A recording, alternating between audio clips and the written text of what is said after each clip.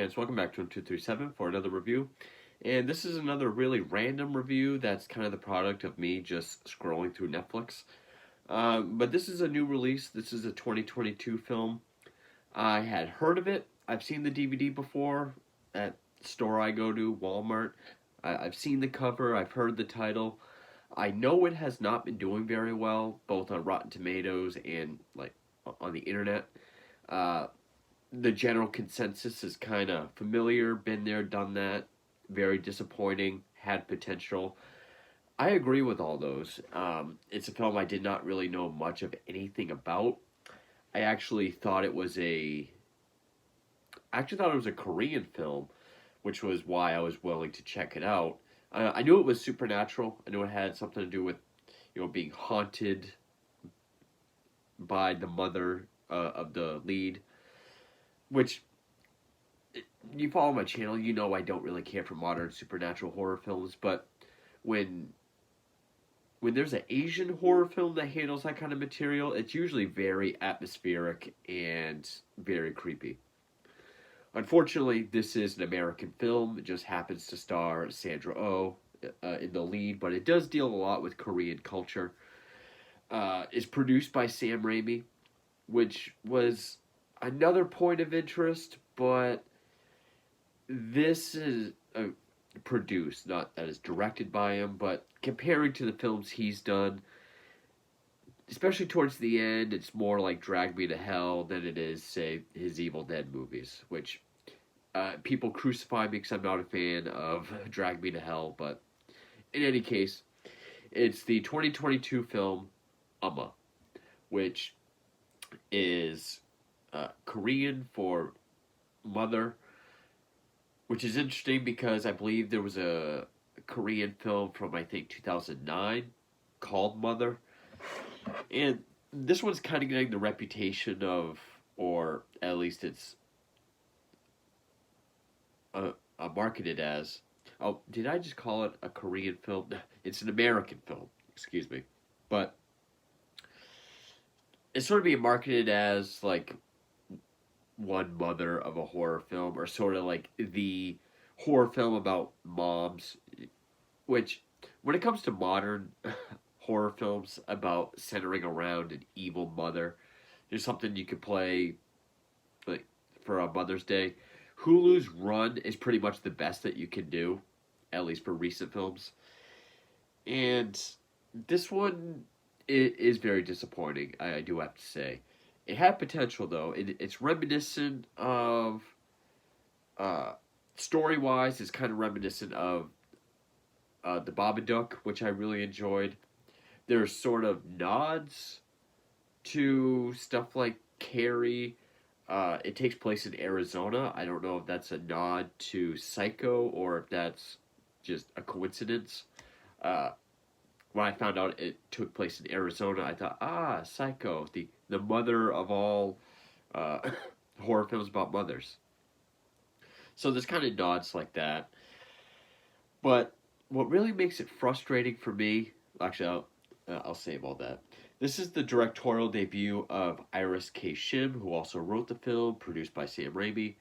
Stars Sandra Oh, Fievel Stewart, Dermot Mulroney, who recently I saw him in the Flesh and Blood episode of Hulu's Into the Dark, Odeya Rush, and Miwa Alana Lee. The cinematography was by Matt Flannery, and music was by Roque Banos, who has scored all of Fede Alvarez's films. Put out by Stage 6 and distributed by Sony Pictures, which we all know Sony has not had the best track record. And it does have both English and Korean language in it, but it is an American film. And I agree with the consensus that Sandra Oh's performance is very well done. She does help carry the film. Its themes could have been explored a bit more, but yes, it is a very cliched film. The script, the dialogue is not that great, and it does rely on jump scares and CGI a bit too much. The movie this reminded me of the most was Hereditary. And in fact, it even played out similar to Hereditary. Hereditary was one of the biggest disappointments I had in a long time because that was a point where I thought modern horror was dead. I saw it, I thought it was fucking great. Then it got down to the ending, and I hate the ending to Hereditary. It's the only thing keeping that movie out of my top 10 A24 horror films. I know people will hate me for that.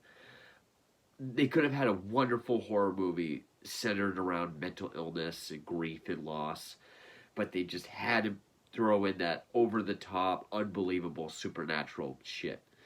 This goes that route. This had atmosphere, uh, mental illness as far as like PTSD, stuff like that, the fear of turning into your own abusive parent. That all worked. But then towards the end, like the third act, when it really gets into the supernatural stuff, that's when it loses me. And the story is Sandra Oh plays this woman named Amanda, or Sun Yun, I believe was her Korean name, who lives out in the middle of nowhere in Arizona with her daughter, who's about college age. In fact, the subplot of her wanting to leave for college. Uh, she homeschooled her daughter. They live out in the middle of nowhere. They have no electricity. They have electricity, but they can't use it because she says it makes her sick. It doesn't explain how. She doesn't say what it does to her, but she has to have electricity off. So her daughter's pretty much been raised cut off from the world. She has no friends. The only thing she gets to do is ride her bike to uh, Dermot Mulroney's store to get supplies because they're beekeepers. They raise bees for honey. And then one day, Sandra O's uncle shows up, gives her her mother's a suitcase with her mother's ashes, picture, her I can't remember what it's called, the Korean dress, and some other belongings, and pretty much tells her she's this kind of ghost. I don't know. What's it called? Like a Jinian or something like that. Uh, I guess she says it's an allergy to electricity, but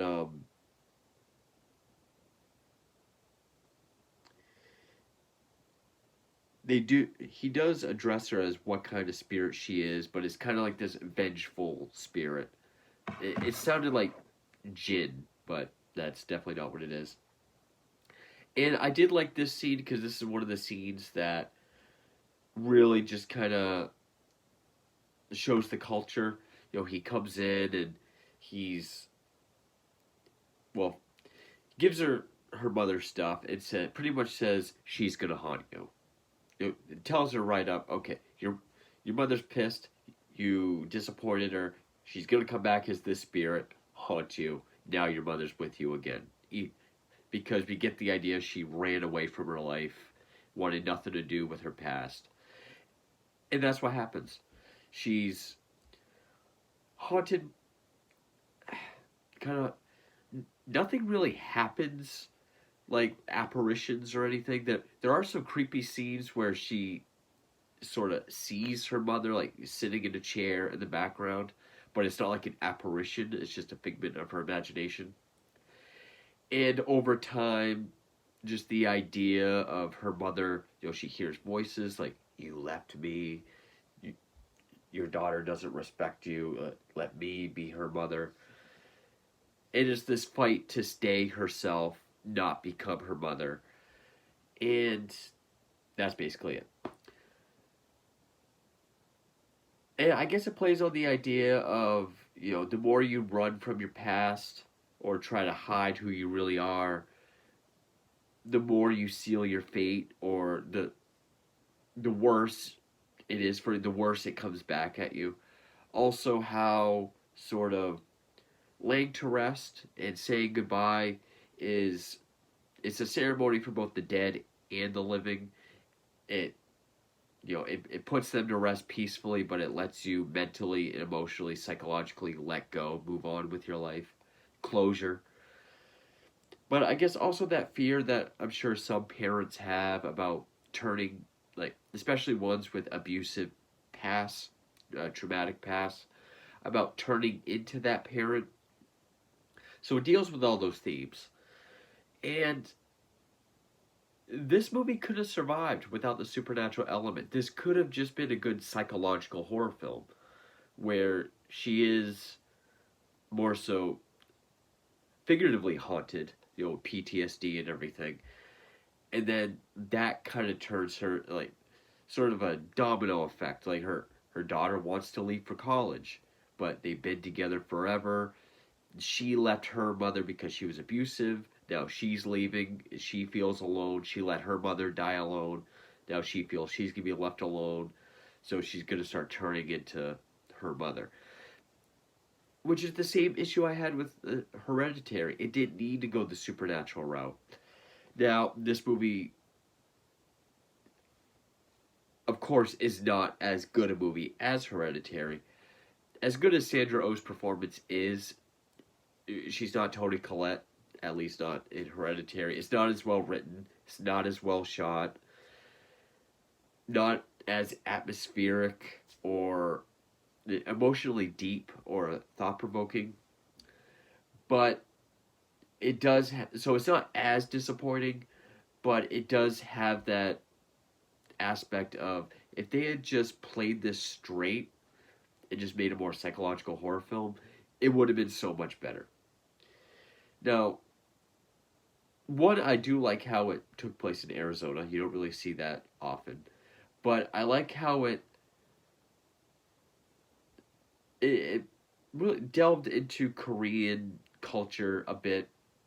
When the uncle comes to give her this suitcase, he's disgusted that, she's not married, not, doesn't have a man to serve, I guess. Uh, Daughter's been homeschooled, did not teach her daughter Korean, so she speaks English. Uh, didn't go to her mother's funeral. It just, he's berating her this whole visit, pretty much saying how you're a disgrace to Korean people. You run from our culture, but you can't hide who you really are. How dare you? How dare you turn your back on us in our culture? But I do like how she said, like, why does she not speak Korean? Why, why could she not understand me? So, well, she's an American. We're in America. I don't need to teach her that. So he gets pissed at that. And then at the end, yeah, they do. Spoiler alert. This movie is predictable. You know exactly where it's going to go. There's also expository scenes. I mean, whether it's him telling her, yeah, this spirit wants vengeance on you, or just total setups that just tell us where the movie's going. At several points when she says, like, I made a promise I will not become my mother. We know where it's going. And that is where it goes. I mean, eventually, okay, spoiler alert from here on. But this movie's not terrible. Can I recommend it? Sure. I mean, it does go at a decent pace. It's short enough. It doesn't waste its time. Sandra Oh's performance is definitely commendable. Uh, some of the CGI, like when she feels her mother kind of taken over, they do this interesting thing that is subtle, where it shows up close of her eyes. It like the shape of her eyes will change, like it's her mother taking over. And there are subtle things like when she's doing her daughter's hair, we kind of see her face morph a bit. She just tugs on it. Um, but it also does have a lot of CGI, a lot of jump scares. It could have been more atmospheric, like with just the image of her in the background, like her thinking she's seeing it. Or, scenes where she finally throws the belongings in a hole to bury it, but then she's like dragged by an unseen force and everything's set up back in the house again, which I know she did. But a couple things I'm surprised it didn't do. Actually, no. Spoilers from here on out. One thing I thought it was going to do that they didn't do was make Dermot Mulroney the daughter's father. Didn't do that. Make him the love interest of Sandra Oh. Didn't do that. So I was surprised there. Uh, we don't find out until the very end why she has this PTSD towards electricity. And I do like how she just said it's an allergy, but not go into depth with it. And there is a point in the film where the daughter does go downstairs, turn the electricity on, but not say anything. So she's been fine. And, well, there is this great scene where her daughter finally tells her, like, you're psycho, you're delusional. Everything you told me about my life is a lie. You're not sick from electricity. Like, you have problems. You're delusional. It's this big fight between the two. That's probably the best acting wise throughout the film. But the dialogue, especially with her and Dermot Mulroney, is very forced dialogue. He doesn't even seem to be that interested, acting wise. But it eventually gets to the point where the mother takes over. The daughter says, pretty much, "Fuck you. I'm going to college." And we hear in her voice, like, your daughter disrespects you. Let me take over. And so we find out that when Sandra Oh was young, her mother had this very, she was well respected. She was a dressmaker, and then because she was in love with this one man, they moved to America, where she didn't have her business, didn't have her friends, didn't speak the language, and eventually the man left. So she took all that pain, that torment, and inflicted it on Sandra Oh, telling her, like, well, you need to feel what I feel. I'm in pain, so now you need to be. So whenever she was disobedient, she'd lock her in a closet, like Carrie. And then to make her feel pain, she would take this lamp with an exposed wire and make her hold it. So that's why she has this aversion to electricity. And then it does, like, she's explaining this, obviously possessed. And then the lights go out, and we see her kind of charge towards the camera. And then when she's in the light again, it's CGI, corpsey. There's a chase with her and the daughter. Daughter gets some hits in, kind of knocks her out of it. She rips that dress off. And then she's dragged across the ground into the hole where she buried stuff.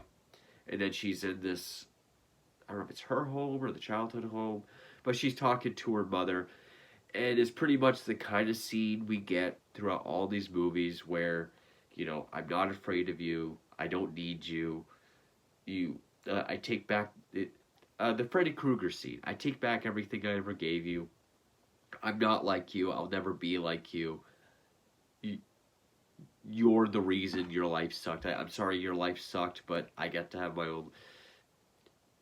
It takes all the strength away from her. Crawls out of the ground, which was done in kind of a cool Sam Raimi way, where it's upside down, so it's like she's crawling out of the ground through the sky.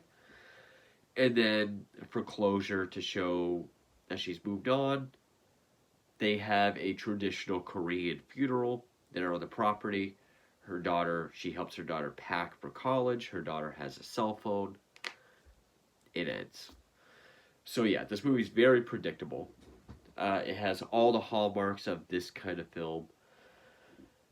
But, again, like Hereditary, if they had just focused on the psychological or mental, emotional, traumatic aspects and just made a horror movie about that, cut out everything supernatural, I feel like this could have done better.